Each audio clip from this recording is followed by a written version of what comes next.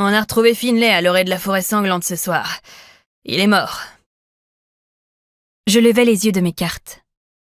De l'autre côté de la table rouge cramoisie étaient assis 3 hommes. J'avais choisi mon siège pour une raison bien particulière. Plus tôt, en me frayant un chemin dans la salle, je n'avais rien ressenti en les approchant. Aucune douleur physique ni émotionnelle. En temps normal, je ne cherchais pas à savoir si quelqu'un souffrait. Le faire sans raison me semblait terriblement intrusif. Malheureusement, au milieu d'une foule, je rencontrais parfois des difficultés à contrôler mon niveau d'empathie. Il y avait toujours une personne dont la peine était si profonde, si vive, qu'elle devenait une entité à part entière. Je l'apercevais sans même ouvrir mes sens. J'étais incapable de l'éviter ou d'y échapper.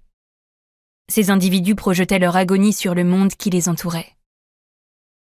Comme il m'était interdit d'intervenir, je faisais semblant de ne rien sentir. Je ne devais jamais parler de ce don que les dieux m'avaient octroyé, mais surtout ne jamais, au grand jamais, l'utiliser.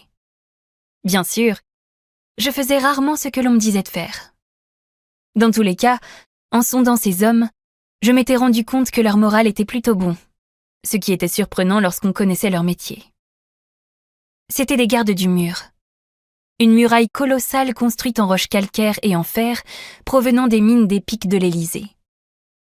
Depuis la fin de la guerre des 2 rois, 4 siècles plus tôt, le mur s'élevait tout autour de Macedonia. Chaque ville au sein du royaume de Solis était protégée par un mur.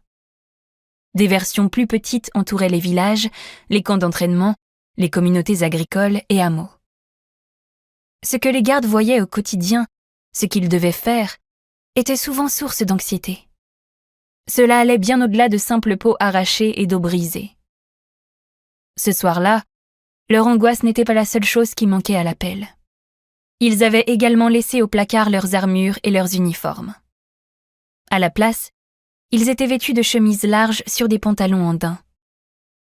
Cependant, je savais que, même en civil, ils restaient à l'affût de la brume tant redoutée et de l'horreur qu'elle apportait, et de ceux qui complotaient contre l'avenir du royaume. Ils étaient armés jusqu'aux dents. Moi aussi.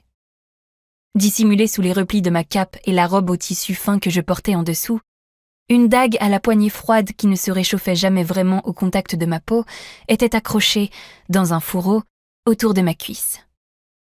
On me l'avait offerte le jour de mes 16 ans.